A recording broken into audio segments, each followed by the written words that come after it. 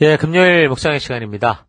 성도는 성경을 보며 세상은 성도를 보며 하나님을 만난다.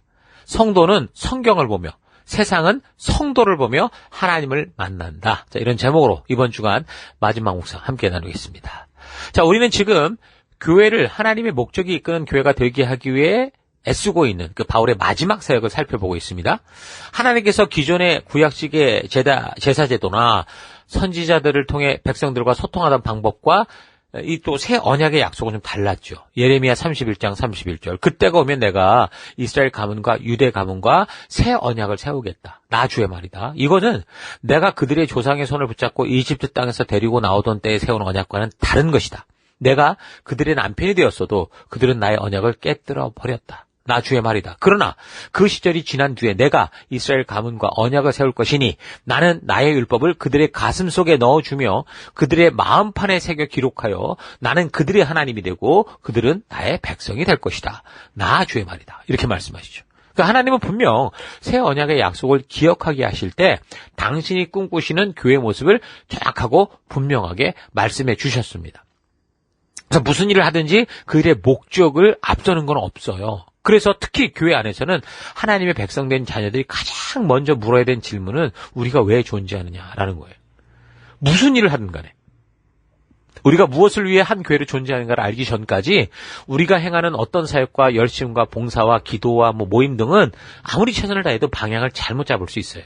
그래서 우리가 교회가 무엇이고 성도란 어떤 존재인지를 하나님의 계획과 뜻 안에서 그 목적을 확실하게 찾지 못하면 아무리 사람들이 교회 안에 많이 모이고 예배가 엄청난 퍼포먼스 중에 벌어지고 감동과 감화를 준다고 해도 그건 단지 인간들이 발명해낸 종교적 해프닝일 뿐이죠.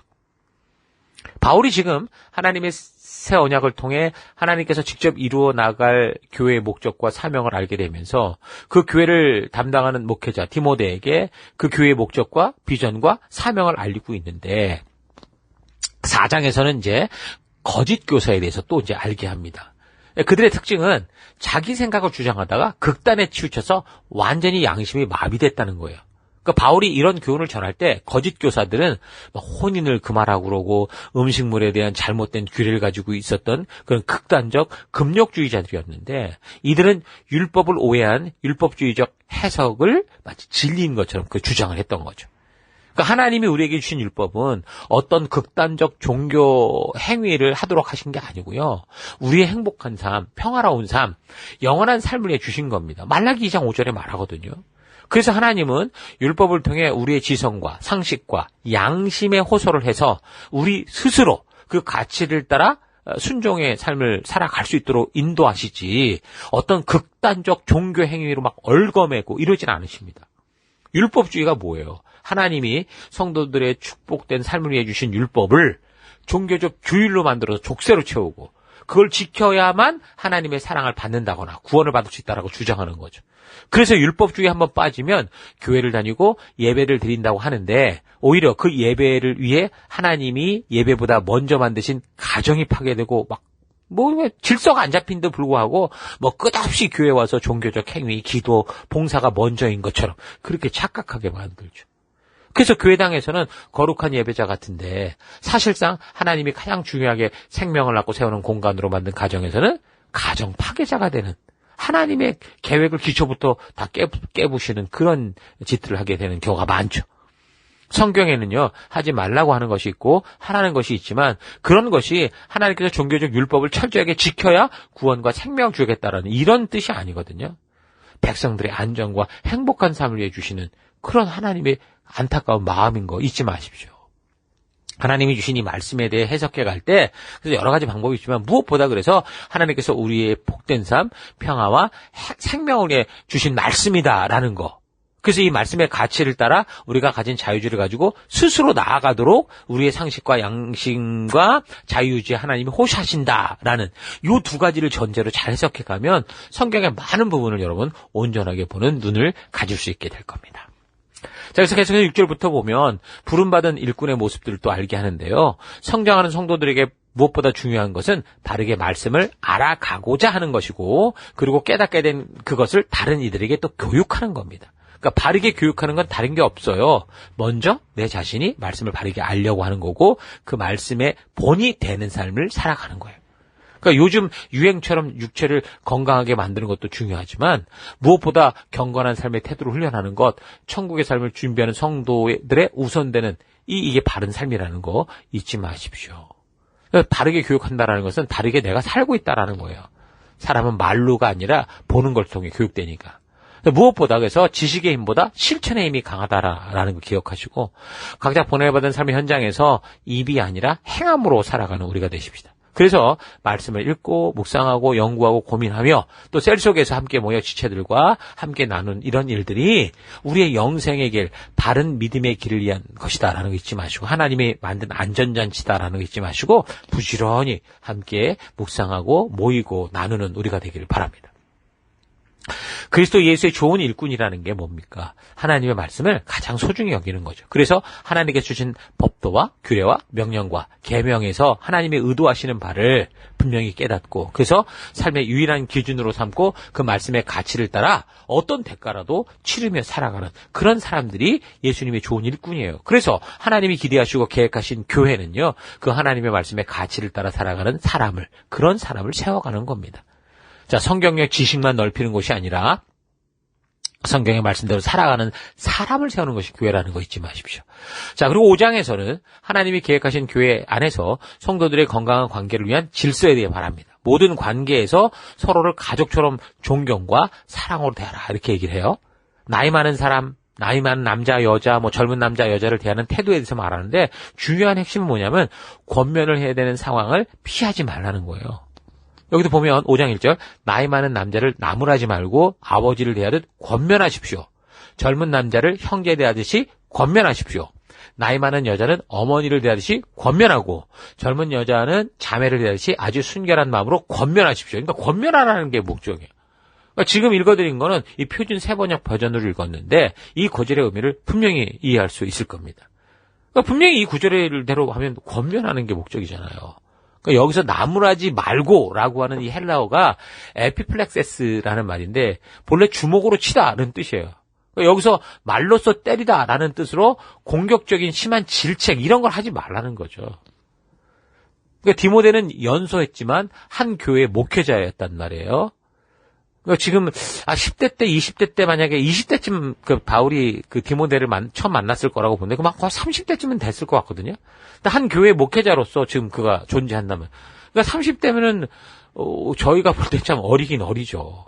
그러니까 성도들이 하나님의 목적대로 가지 못할 때 어린 목회자라고 볼 수 있는데 어쨌든 자신보다 훨씬 나이 많은 연장자라고 할지라도 이게 아무 말도 못하고 이러면 안 된다는 거예요. 하나님의 목적에 잘못된 것을 알게 하고 그거를 바르게 또 제시하는 게 지금 너의 사명이다. 바울이 지금 디모데에 그걸 말하는 거거든요. 그러니까 당연히 그런 문제에 대해서 권면하라고 하는 거야. 우리 교회에서 리더들에게 권면의 얘기는 이제 우리는 보통 교육받을 때 직면이라는 얘기를 많이 했는데 하나님의 목적이 이끄는 삶으로 나아갈 수 있도록 권면을 해야 되는 게 바른 리더의 사명이에요. 이게 되게 힘들어요. 그러니까 교회 안에서도 하다못해 여러분들은 느낄 거예요. 저거 분명히 아닌 것 같은데 라고 생각이 들 때 그거 이제 하나님의 뜻에 분명히 아니라고 보면 우리가 거기서 직접 이제 얘기를 해야 되는데 이게 너무 힘든 거죠. 그래서 직면하는 훈련을 잘 해야 돼요. 그래서 여기서도 지금 나무라지 말아라고 하는 게 비난하지 말고 이걸 분명히 이 사실을 알게 하라는 건 우리의 사명인 것을 말해주는 거죠. 바로 이것이 서로의 관계가 서로 인간적으로만 그냥 좋은 관계, 좋은 게 좋은 거 아니냐 이런 걸로 멈추지 않게 하는 거고 하나님의 뜻이 주도함으로 진정한 인격적 관계가 형성되는 바른 관계로 이끄는 그런 길이거든요. 근데 이 권면한다는 게 나이가 들든 그렇지 않든 아까 말한 것처럼 아주 큰 결단하지 않으면 쉽지 않은 일입니다. 왜냐면 혹시 관계에 금이 가게 될까 싶어가지고 웬만하면 하고 싶어 하지 않아요. 그러나 하나님의 목적이 이끄는 교회가 되고 하나님의 목적이 이끄는 건강한 성도가 되기 위해선 우리가 이 사명을 꼭 감당해야 됩니다. 그러니까 바울도 이 어려움을 알고 특히 마음에 유약했던 디모데의 경우 더더욱 어려웠을 것을 알기 때문에 분명한 사실에 직면하게 도전을 하되 그 방법에 있어서는 감정과 비난이 섞이지 않은 그런 도전을 하라고 권하는 겁니다.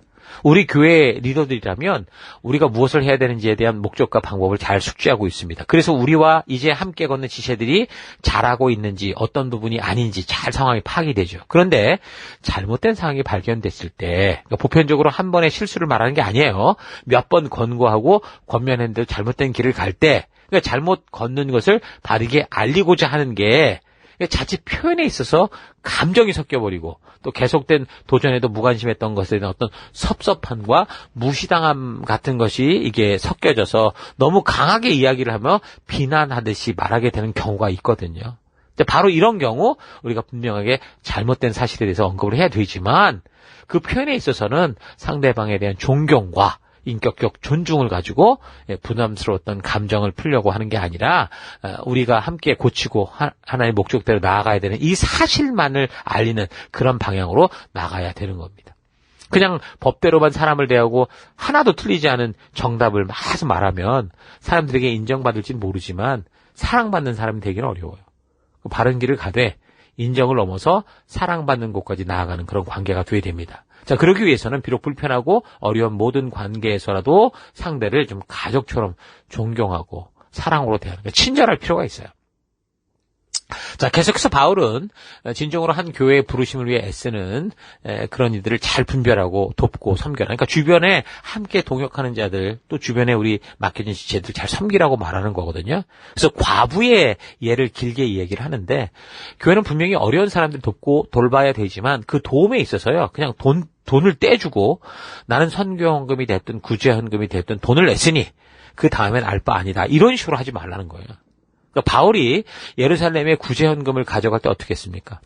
헌금을 했던 그 지역의 대표들과 함께 갔어요. 그래서 그 헌금이 바르게 전달되고 온전하게 쓰여지는 그 투명한 결과를 함께 보여줬던 것처럼 교회는 때로 불편해 보이는 과정이라고 해도요. 바르게 공의와 정의가 실천될 수 있는 그런 길을 우리가 끝까지 함께 걸어가야 돼요. 그러니까 북한에 고통받는 사람을 돕는 거 좋죠. 근데 결국 그 돈이 북한 정권을 유지하고 그 고통받는 사람들을 괴롭히는 사람들을 위해서 그렇게 가버린다면 그건 성경적이 아니잖아요. 근데 나는 이미 뭐 헌금을 냈으니 알아서 되겠지. 교회가 분명 어렵고 힘든 사람을 도와야 되지만 바르게 알고 바르게 도와야 돼요. 정말 도움이 필요한 사람들에게 바르게 돕는 게 중요하다라는 얘기를 하는 거죠.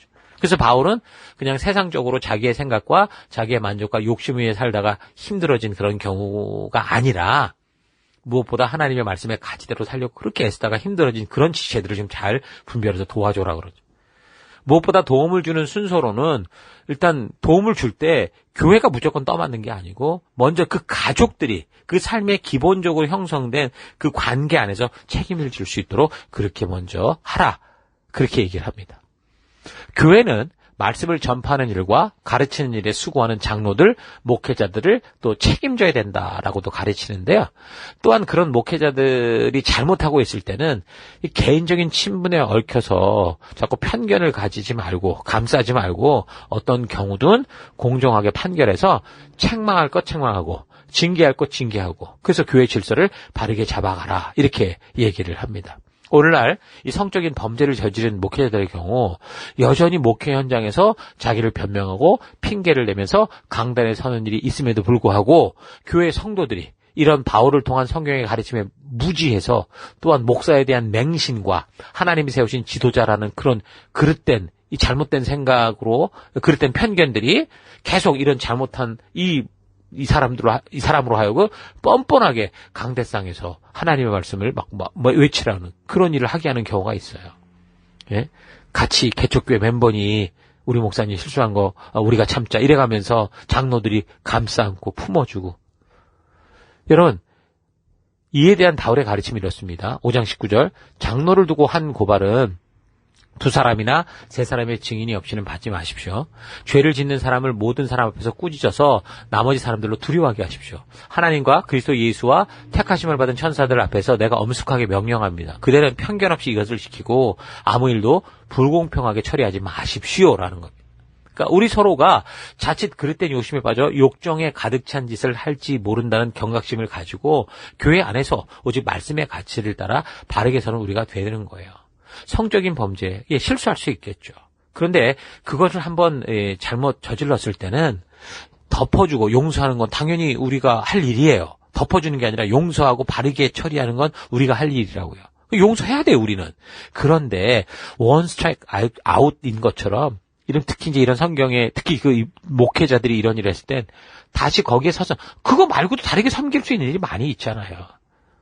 그렇게 가면 되는데 굳이 목사라는 타이틀 가지고 내가 용서받았다 이래 혼자 떠들어가면서 강단에서 그렇게 하는 건 절대 덕이 되지 않습니다. 잊지 마십시오. 그래서 하나님의 교회가 하나님의 법도가 통치하는 아름다운 하나님의 나라 공의로운 모습 안에서 건강하게 서가야지. 세상처럼 친분에 얽히고 편견에 얽힌 그 부패한 모습이 되면 그런 교회는 더 이상 하나님 나라가 될 수 없어요. 이 세상에 빛이 될 수 없다라는 거. 바울이 강조해서 이 얘기를 하는 거죠. 자, 교회는 하나님의 법도의 정신, 공평과 정의, 인권 보장과 자유의 실천이 이루어지는 공간이 되어야 됩니다. 더 나아가서 이런 교회에서 자란 성도들이 세상 속에 나아가서 그렇게 훈련되었으니 우리가 사는 사회를 또 그런 사회로 만들어가는 거. 하나님의 법치국가로 만들어가는 거. 이게 사명인 거 잊지 마십시다.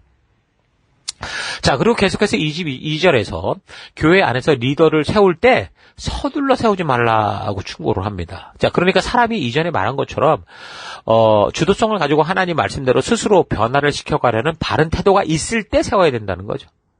현재 그 사람의 실력이 부족한 것은 문제가 아니라는 거예요. 그 사람이 말씀대로 겸손히 자신을 세워가고 순종하며 살아가려는 주도적인 태도가 없는 상태에서 근데 교회 역할이 주어지면 결국 그 사람 스스로도 망하고 그리고 교회적으로도 결국 어려운 상황에 빠진다라는 거예요. 타이틀을 주되 이런 의도를 보고 주고 또 그런 의지를 보고 줘야지. 물론 이렇게 주고도 실패하는 경우가 많으니 그런 거 없이 줬다. 그 타이틀만 줬다. 이제 교회가 완전히 이제 날아가는 겁니다, 서로. 교회가 아닌 완전히 사교단체가 되는 거죠.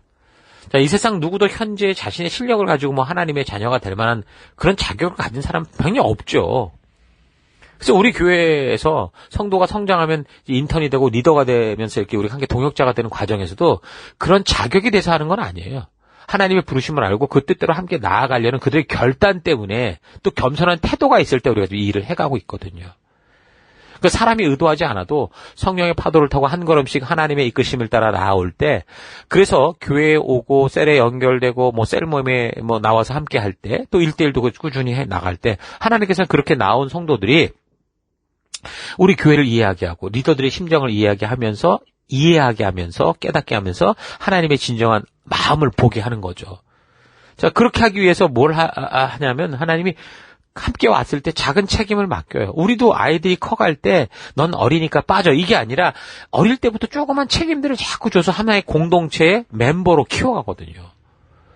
그래서 그렇게 작은 책임을 감당하다 보면 이 교회를 통해서 하나님이 이루어 가시는 교육의 그 과정, 그러니까 부모의 이런 교육을 이해하게 되고 그 리더들을 통해 배우게 될 그런 책의 내용도 보면 그 분명히 이런 거였구나라고 알게 되죠.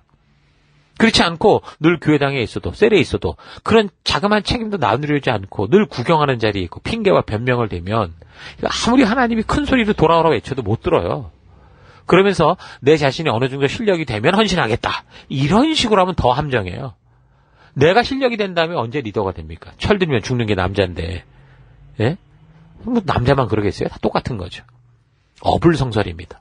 또 하나님은 우리가 부족하기에 교회 안에서 한 가족인 셀로 이 가정, 영적 가정에 소속되게 하신 거예요. 그 안에서 여전히 부족하고 나는 불안하지만 바르게 하나님 나라에 속할 수 있는 그런 기회를 주려고 가정에 속하게 하셨고 타이틀도 주시고 그래서 리더십 공동체를 통해서 또 서로에게 도움을 받고 그에 맞게 성장할 수 있도록 하시는 거죠. 자, 이런 사실 잊지 마시고 우리가 부족하기에 인턴과 동역자, 리더로 부르셔서 그리스도의 몸된 교회가 되게 하실 때 기꺼이 내 모습 이대로 주 앞에 나아가서 부르심 따라 순종하고자 하는 바른 성도의 태도를 가지는 여러분 되기를 바랍니다. 자, 23절에서는 디모데에게 물이 아니라 네 몸의 건강의 회복을 위해서 포도주를 좀 써라 이런 얘기를 해요. 이 말을 하는 이유는 22절에서 보면 장로와 같은 리더, 목회자를 세울 때 급하게 서지 말라고 그랬고 그 사람에게 죄의 태도가 있는지를 보라고 하면서 한 얘기거든요. 그러려면 그걸 분별해야 하는 너 자신부터 좀 모든 죄에서 떠나야 된다라고 충고하면서 한 말이에요. 그러니까 5장 22절부터 장로를 선택할 때 너무 서두르지 마시오. 서두르면 그 사람의 죄를 보지 못하고 지나치게 돼요. 그래도 그 죄를 묵인한 결과가 되고 맙니다. 그대는 모든 죄에서 떠나시오. 그렇다고 해서 아예 포도주를 마시는 것까지 완전히 끊어버리라는 말은 아닙니다. 자, 그게 뭐라는 거예요? 결국 여기서도 보면 그런 이런 것들이 분명히 죄라는 거, 술이나 이런 것들이 결국 죄라는 걸 알게 하는 거죠. 이미 이거 먹으면 분명히 뭐 잘못된다는 걸 알고 있으니 지금 이런 얘기를 하는 거 아닙니까? 그러니까 근동 당시 그 지방의 물들이 그 당시가 아니라 지금도 되게 병균들로 뭐 오염돼 있거나 특히 이제 에베소 지역 근처에는 용암온천으로 인한 석회물이 많았어요. 지금도 그렇거든요. 그래서 물을 끓여도 석회가루가 많이 나올 정도였습니다. 그래서 이런 물을 계속 마실 경우 건강하지 못한 사람들의 경우는요, 이질이나 위장병에 걸릴 가능성이 높았죠. 그러니까 이 디모데가 그랬던 거예요. 그래서 아마 이런 이유 때문에 그 시대 사람들이 아마도 많은 그 시대 사람들이 자기들이 어떤 몸이 아니까 아마 물보다는 아마 포도주를 마셨던 것 같아요. 술을 마셨던 것 같아요. 근데 결국 그게 주는 이 결과는 너무 안 좋다는 걸 다 알고 있었던 거죠. 근데 바울이 디모데에게 굳이 이런 이야기를 하면서 충고하는 걸 보면 디모데는 자기 몸이 분명히 병약했어요. 근데 물이 아니라 포도주를 약처럼 그렇게 사용했어야 됨에도 불구하고 이 사람이 지금 어땠던 거예요? 술이 주는 안 좋은 그 결과를 아니 경건한 삶, 모범된 삶을 위해서 절대로 포도주를 입에 대지 않는 그런 결단을 했던 것을 알 수 있는 거죠. 그러니까 술이 만들어내는 이 좋지 않은 결과들을 디모데는 너무도 분명하게 알고 있었기 때문이에요. 그래서 그런 결단한 거고. 오늘 이 시대 우리 성도들에게, 리더들에게 이 부분을 바르게 이해하는 건 굉장히 중요합니다. 바울은 그런 디모데라는 걸 알았기 때문에 일부러 확실한 조언을 통해서라도 포도주를 술 마시라는 게 아니라 약을 사용해서 건강을 잘 유지할 수 있도록 권면하는 거예요. 강제하는 게 아니라. 오늘날도 보면 병원에서 마약 쓰잖아요. 아시죠? 통증 관리하는데 마약밖에 없어요. 이전에도 우리 집사람이 신장 이식하고 이럴 때 너무 통증이 오니까 결국 주는 게 마약이에요. 근데 그거 함부로 쓰면 안 되니까 마약을 주는 주사를 몸에 연결시킨 다음에 자물쇠를 채워놔요. 그래서 꼭 시간이 됐을 때 의사가 와서 그걸 열고 이렇게 필요한 용량을 줄 수 있도록. 그럼 이걸 맞으면 너무 고통에서 일단 좀 벗어나는데 사람이 눈이 풀어지더라고요. 멍해지면서. 그러니까 마약이 이제 그런 거예요.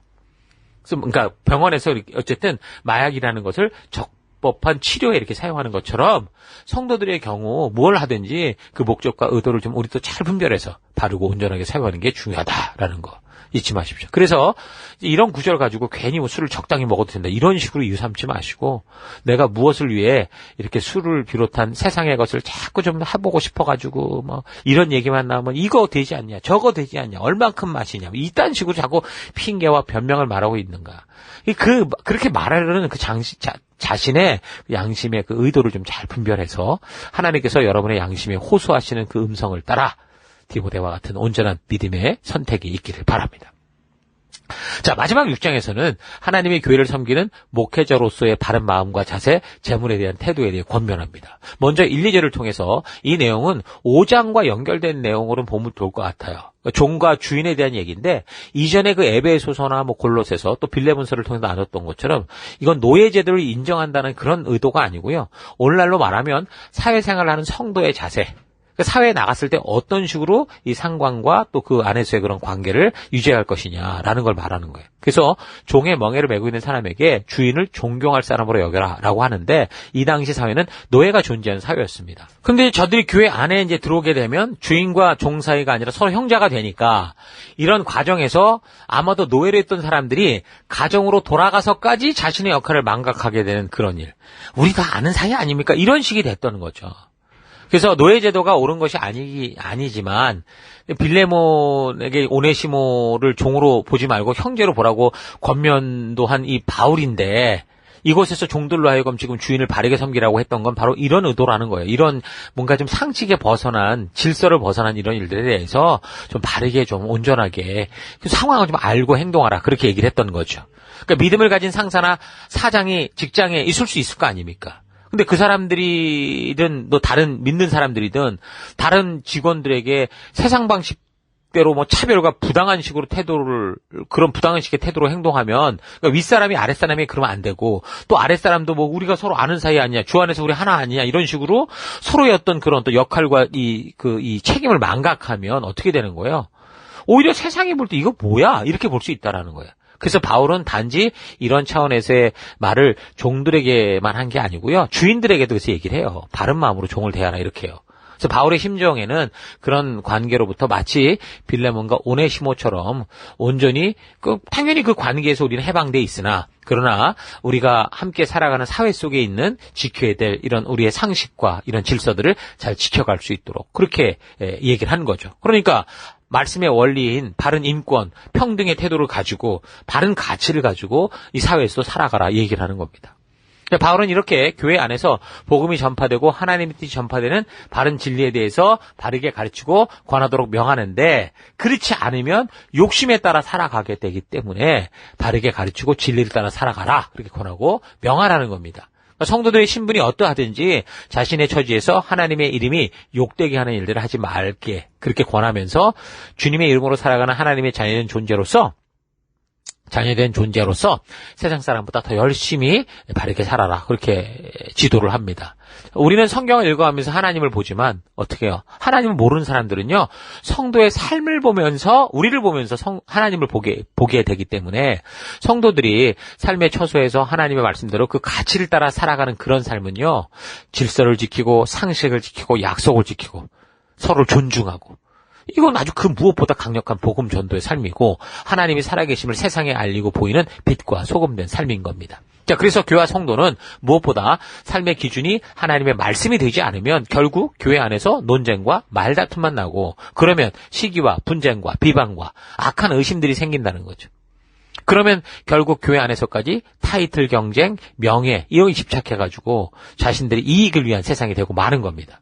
무엇보다 그리고 또 돈이 만약에 목적이 되면 살아가는 삶에, 오늘날 참 이게 큰 문제인데 결국 욕심에 빠져서 어떤 사람이든 타락하게 된다라는 거, 이거 분명히 얘기하고 있어요. 이거 잊지 마시고 하나님의 창조의 목적이 이끄는 삶, 하나님을 의지하고 사람을 사랑하며 인내한 삶을 살아가라고 하는데, 이렇게 말씀을 따라 오래 찾는 사람들은 옳은 길을 걸어도 아마 분명히 스트레스가 있을 거를 알죠, 사도 바울도. 그러니 온유한 삶에 더 힘써라, 그렇게 얘기를 합니다. 이 길이 쉽지 않다. 그러니 더 우리가 말씀으로 우리를 다스리자, 이런 얘기를 하는 거예요. 그러니까 성도들은 하늘에 속한 사람들로 이 땅에 재물을 쌓는 게 목적이 아니라는 거. 그래서 자신에게 만약에 생기는 내 재능과 여러 가지로 이제 부가 생길 거 아니에요. 돈이 생기고 그러면 어떻게 하라면 선한 일에 써라. 선한 사업에 써라. 다시 말해 하나님 나라를 확장하는 일에 써라, 그러는 거예요. 나누고 베푸는 삶, 흘러가게 하는 삶을 사는 게 교회된 성도의 삶이다, 이 얘기를 해주는 겁니다. 자, 그러면서 마지막으로 부탁으로는 디모데가 이제 그 맡은 목회자로서 다른 것보다 사명에만 집중하도록 그렇게 이야기하면서 편지를 마치죠. 그래서 교회가 우리 주님이 세우신 목적에 따른 사명에만 집중하는 거는요, 정말 가장 중요한 교회 존재이다라는 거 잊지 마시고, 우리 교회가 더더욱 사명에만 집중하는 그런 교회가 될 수 있도록 힘쓰는 우리가 되기를 바랍니다. 자, 오늘 하루 나는 내가 속한 어느 곳에서든 성도로서의 삶을 살아갈 때 정말 내 삶을 통해 하나님을 보여줄 수 있는 말씀의 가치를 따르는 삶을 살고 있는지, 아니면 하나님의 말씀이 인도하는 가치는 전혀 없고 세상에서 보여지는 그 세속의 가치를 따라 세상과 똑같이 휩쓸려 살아가고 있지는 않은지 차분히 되돌아보기를 바랍니다. 세상은 나의 말투를 통해, 나의 행동을 통해, 나의 삶을 통해 하나님을 봅니다. 우리 성도들은 성경을 읽으면서 하나님을 만나고 보지만 세상 사람들은 성도들의 삶을 보면서 하나님을 보고 하나님이 어떤 분이신지를 알게 되죠. 그래서 무엇보다 우리가 성도가 말씀을 바르게 알고 그 말씀의 가치를 따라 살아가는 것 참 중요합니다. 상황과 환경이 어려울수록 사람들은 더더욱 성도들이 어떻게 살아가는지를 보면서 하나님을 알아가게 됩니다. 교회는 반드시 하나님의 목적이 이끄는 교회가 돼야 되죠. 그래서 바울이 이렇게 디모데에게 때로는 디모데의 성격적으로 실천하기 힘든 그런 권면까지 하면서 교회가 몇몇 성격과 개성이 강한 사람들이 자기들이 주도하고 싶어 하는 대로 끌려가지 않고 말씀의 바른 기초 안에서 그 말씀의 뿌리를 깊게 박으며 하나님의 목적대로 가게 하고자 한다라는 거 잊지 말아야 됩니다. 그래서 우리도 내 자신을 솔직하게 되돌아보면서 정말 말씀의 가치를 따라 내가 기질과 태도도 조절하고 살아갈 수 있는 그런 믿음의 길을 걸어가십시다. 물론 태어나면서부터 지금까지 살아오며 형성된 기질과 태도 쉽게 바뀌지 않습니다.